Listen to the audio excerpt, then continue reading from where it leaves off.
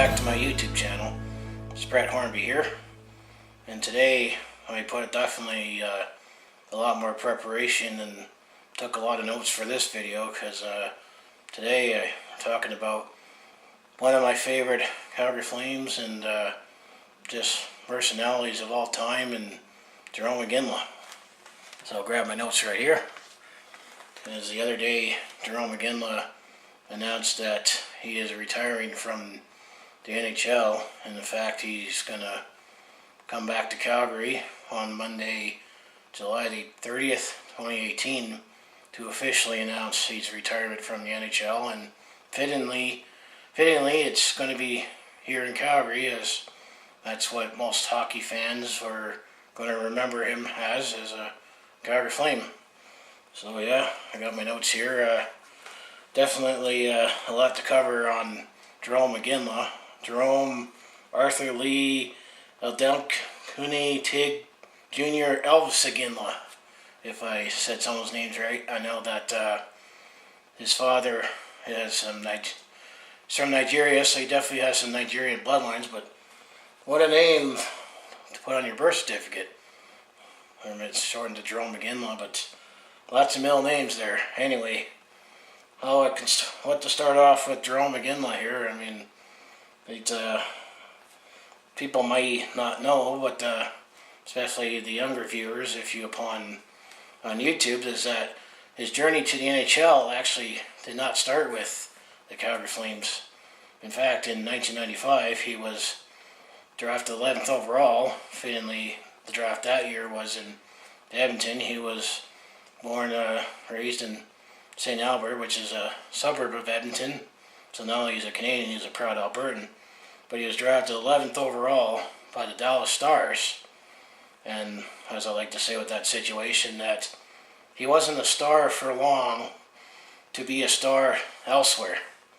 But before he got drafted in the NHL, he was definitely a force in the WHL with the Kamloops Blazers. And when I went to Kamloops on my spring holiday there a few months ago, I actually was able to walk into the office and the arena there, and there was definitely some Blazers memorabilia, including Jarome Iginla. And if you walk inside the arena, they have a pennant for greatest Blazers, and Jarome Iginla's name is proudly up there. And I mean, I just took the stats from his last season. I mean, he did win 2 Memorial Cups in 1994 and 1995, a part of those teams. But his last season with the Kamloops Blazers, I mean, check out these numbers. He played 63 games. He scored 63 goals. He had 73 assists for 136 points. Plus, he chipped in with 120 penalty minutes. That actually gives you an idea of a power forward in the making here.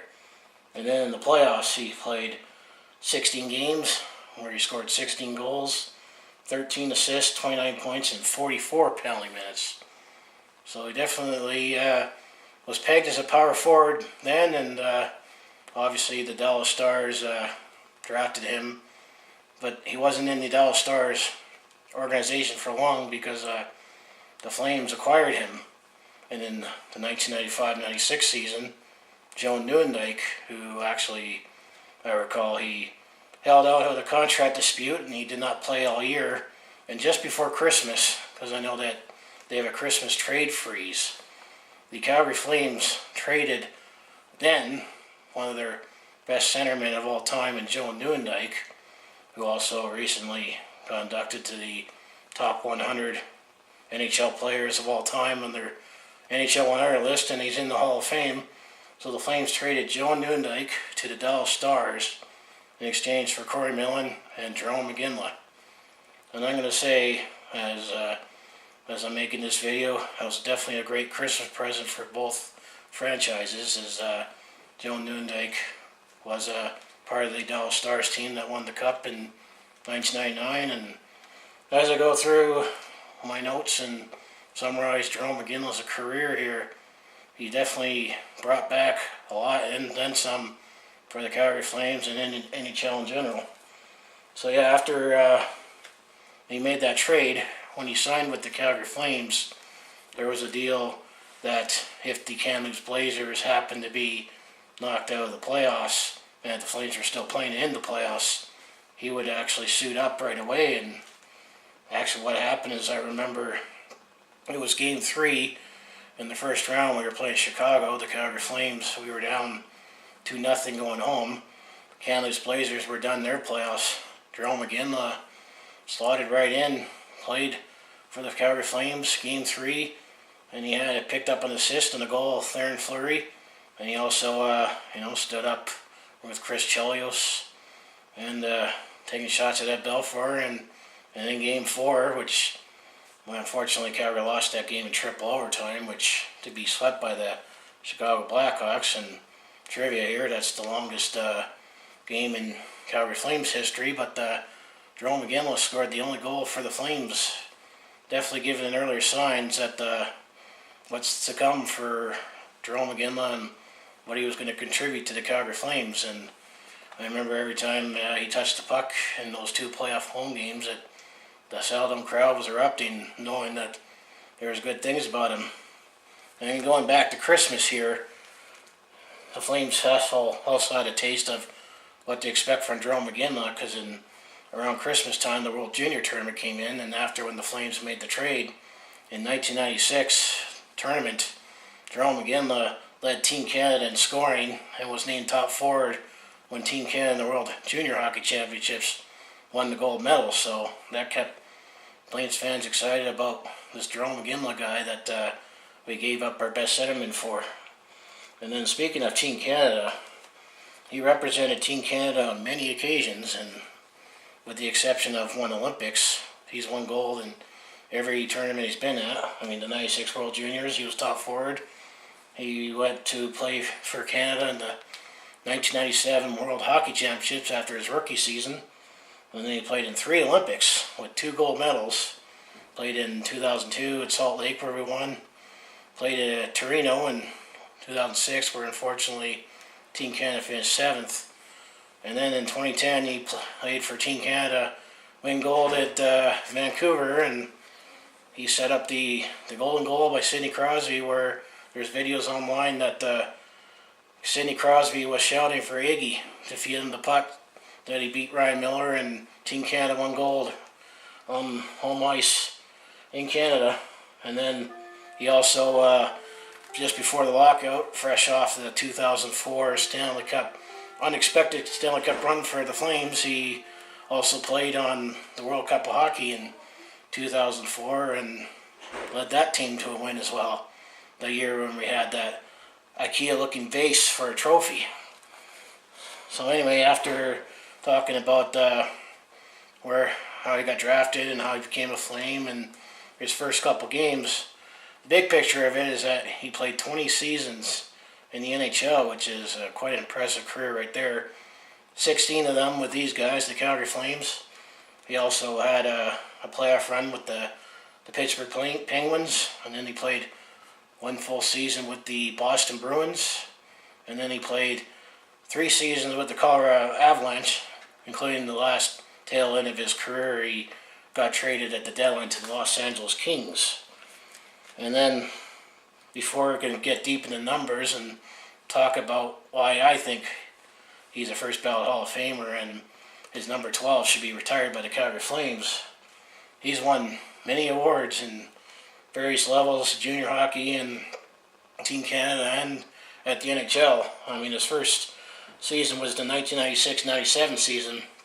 He did not win the Calder Trophy.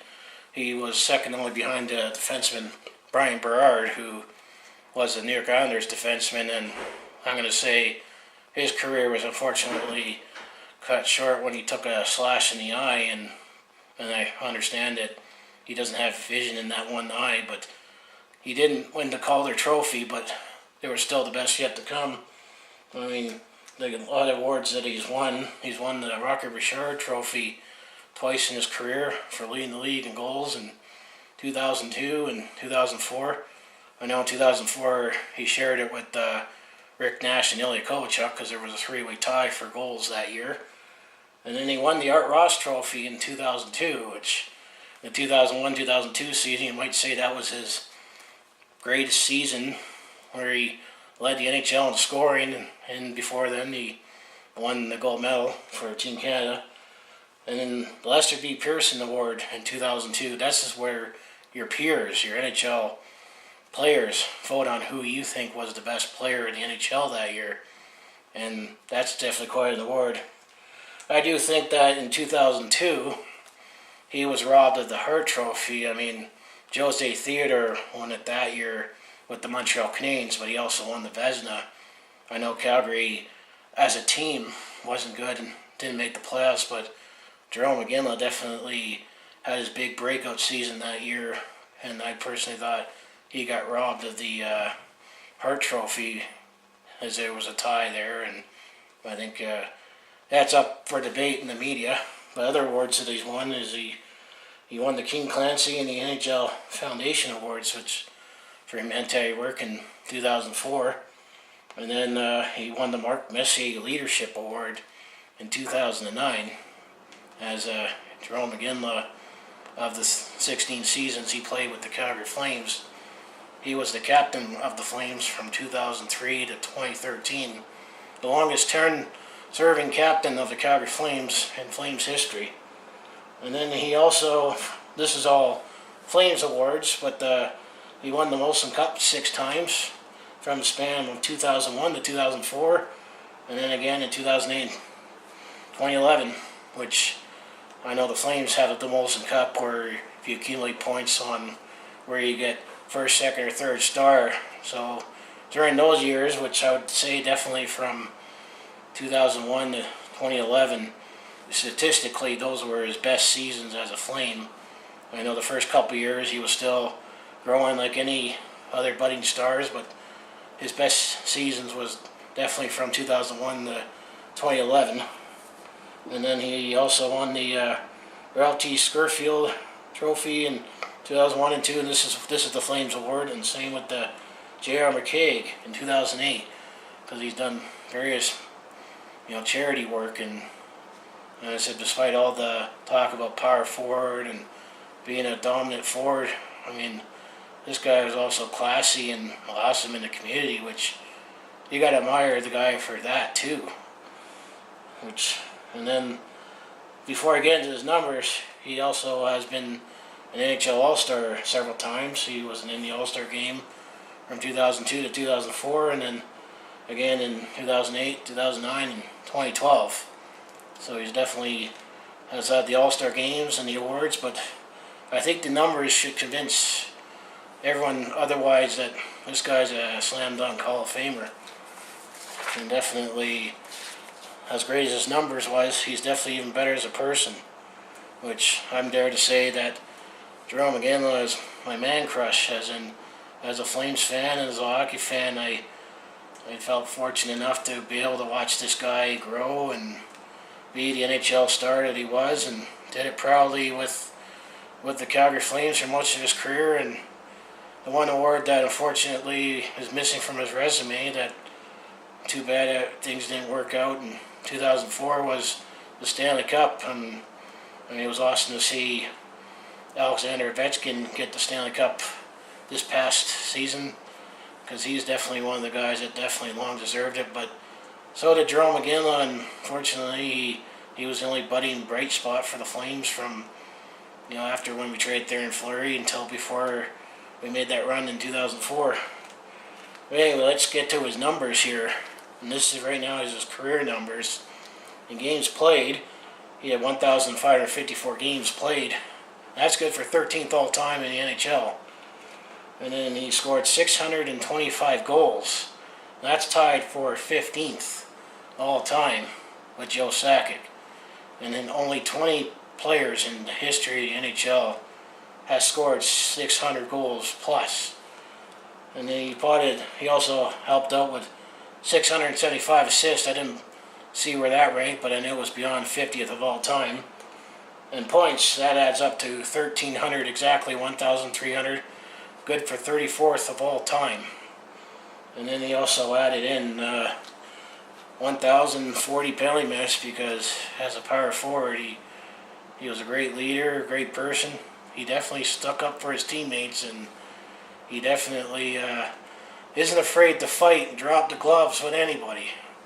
And you might say it was crazy in retrospect, but if you go back to the 2004 Stanley Cup Final, I think it was Game 3 it was at home in Calgary. Both Jarome Iginla and Vincent Lecavalier, the captains of both respective teams, dropped the gloves and fought. That's how much Jarome Iginla cared and played with a passion, which, it's as nice as it was to see him drop the gloves, stick up for his teammates. As a coach, and even a fan from the time, you have to be a little nervous knowing that hopefully he doesn't break his knuckles and break his hands and hurt his ability to score. The other stats that I also picked out that rank pretty high all time is he's 8th all time in game-winning goals with 101. And the other stat that he always prided himself with is shots on goal. And I always remember when he was at the Flames that his goal was he wanted to at least get 300 shots on goal. That's what made him a goal scorer. And he's actually 11th all time in NHL history, 4,759 shots on goal. I mean, I've got these numbers from hockey-reference.com and Wikipedia where it breaks down. So that's where I got those numbers from. And then those are just the regular season numbers here. In the playoffs, he played in 81 games, scored 37 goals, 31 assists for 68 penalty points with 98 penalty minutes. And then I'll single out his numbers in 03-04 because that's where he really definitely flourished and led the Calgary Flames to almost the Stanley Cup in 04. And it's only the Western Conference champions at, but still stings. But in 03-04, the Flames played 26 games. He played all 26 games. He had 13 goals, 9 assists, 22 points, and he had 45 penalty minutes. Well, he definitely had that one fight there, and I think he also fought Darian Hatcher in the playoffs against Detroit, if I remember right. I know he fought Darian Hatcher at one time, and he was one of those hard-hitting defensemen. But he definitely played with his heart in his sleeve big time, and certainly glad he was all with the Calgary Flames or most of his career, because we'll break down these are his numbers with the Calgary Flames only. At the Calgary Flames, he played 1,219 games, which that's first in franchise history. He scored 525 goals. That's first in franchise history. Assists, he has 570. That's second in franchise history. Al MacInnis still has the franchise record for assists, and before Theoren Fleury and then Jarome Iginla, Al MacInnis at one time was the franchise's leader in scoring before he went to St. Louis. And then I remember there was a big story when Theoren Fleury finally passed Al MacInnis.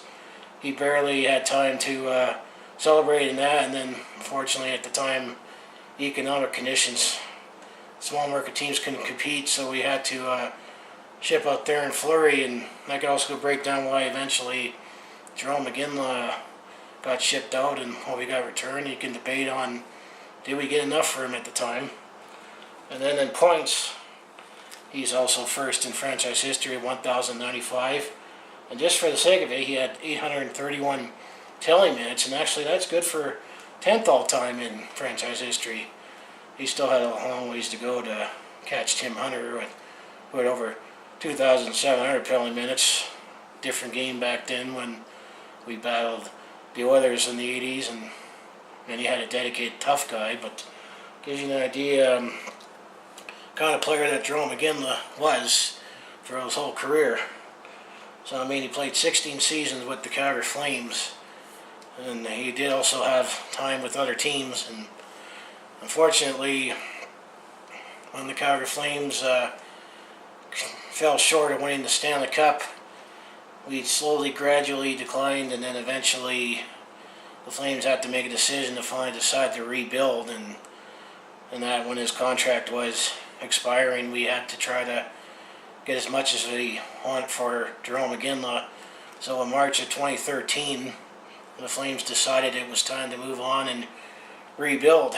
And I say the saddest day in Flames history for me as a Flames fan is when Theoren Fleury got traded, but that was due to small market teams not being able to compete, hence why that lockout was somewhat necessary to have a salary cap so that everybody can keep their players. But Jarome Iginla got traded for different reasons, just to try to rebuild for the future.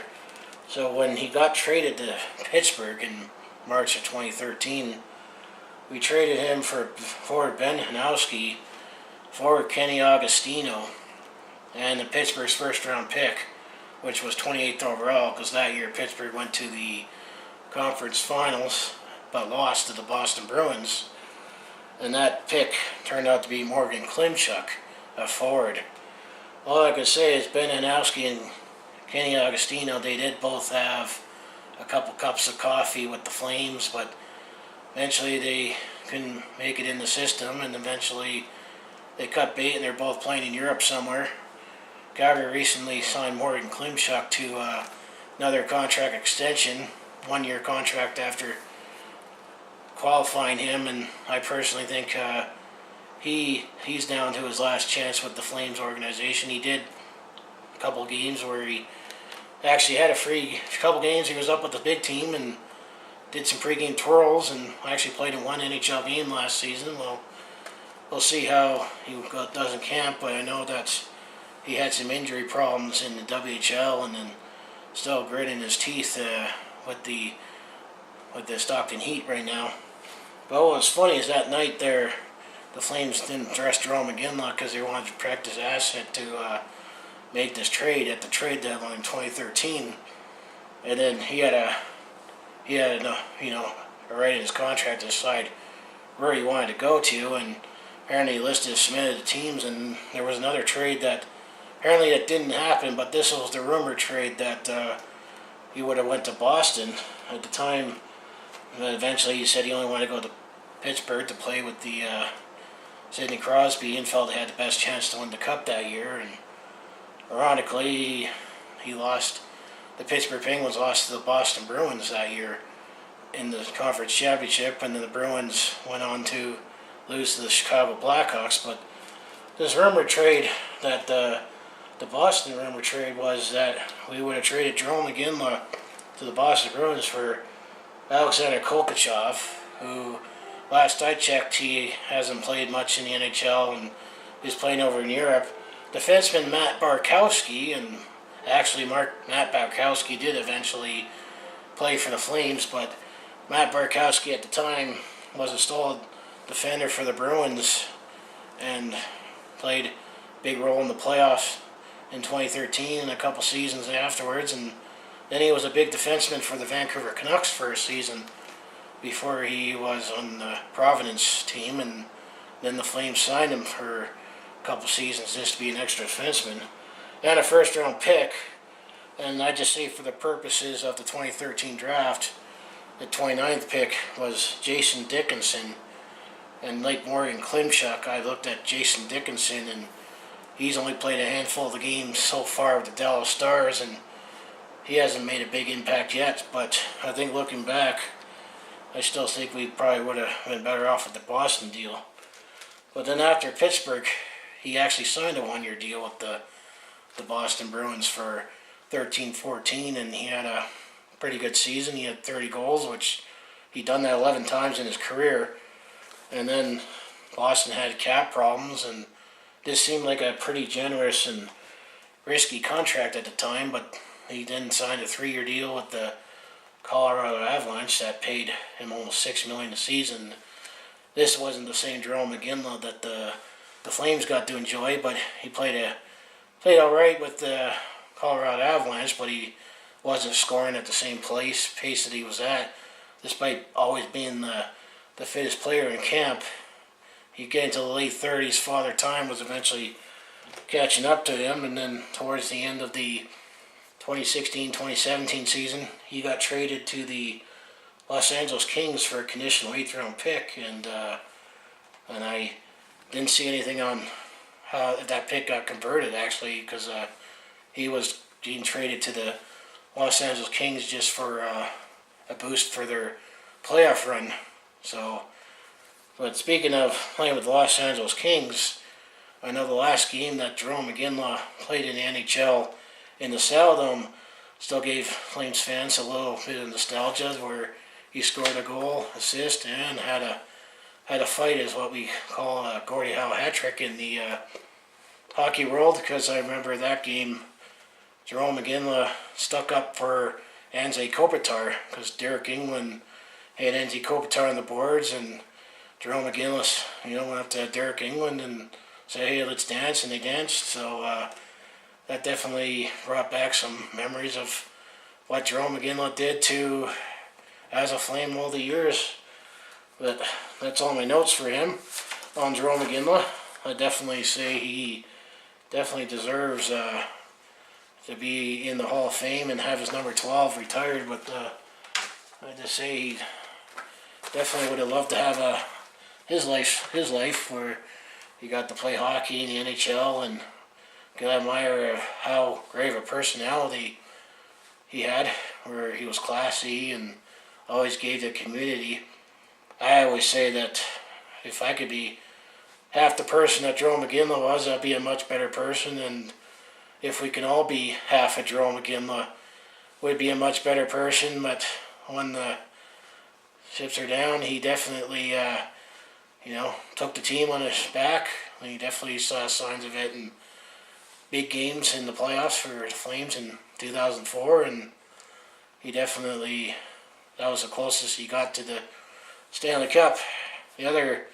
One more thing I'd like to mention is that, what was it like when he first came back to Calgary for the opposition? Well, he did not come back to Calgary as a Pittsburgh Penguin, but he came back to Calgary for the first time as a Boston Bruin, and he didn't really get to say goodbye to the fans, because they pulled him out of the line to protect him when he traded into Pittsburgh. But when he came back as a Boston Bruin, it was an awesome night, because you could find online that the Flames conducted a nice video tribute of him about all he did for the Calgary Flames, and excuse me, and his career up to that point. And he actually played a great game that he was named the third star of that game. And being the third star, you're always the first player that comes out. And what the Boston Bruins did was that they let Jarome Iginla come out to be a third star and get one victory lap around the ice, and then eventually the captain Zdeno Chara, realizing of the situation, that he said, "No, it's your moment. Keep circling around the ice." And the Saddledome crowd, I mean, before and after, definitely the Saddledome roof probably almost came off. But definitely when he came back to Calgary, it was always a positive reception. And then I want to close out here that he's one of my favorite Flames. I mean, Joel Otto was my long childhood Flame, but then I definitely fell in love, loved Jarome Iginla as a player and a person. But I definitely have a few jerseys. I don't mean to be I recommend you, if you're a hockey fan, to check out the Hockey Guy. I mean, he definitely collects jerseys, but he talks about all the teams. But I'll just show you my jersey collection of just the Flames and Jarome Iginla here.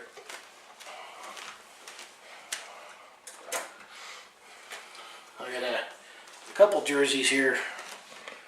I mean, this is the red. This is the first Reds that they brought back, and this is exactly what they wore in the 04 playoff run. As you can see, you got Iginla on the back there, and then this was our alternate jerseys. That's a horse, by the way, people.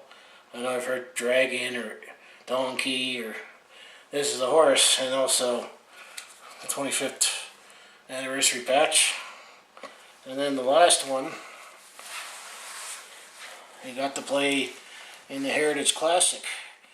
That was here at McMahon Stadium, and I got to watch him play live, and the Flames beat the Montreal Canadiens 4-0 there. But this is our special Heritage Classic jersey. So I mean, these are only the 3 Jarome Iginla jerseys I have in my collection. But I'll just say I was enough of a fan, and I know there's a joke in the family that I buy jerseys and the player on there eventually gets traded, but this was definitely the ultimate test. And I'm going to say he got traded because eventually he decided that was best for the team at the time, and ultimately I felt we didn't get enough for him, and why decisions got made shortly after that season. I'll put these back on the door here.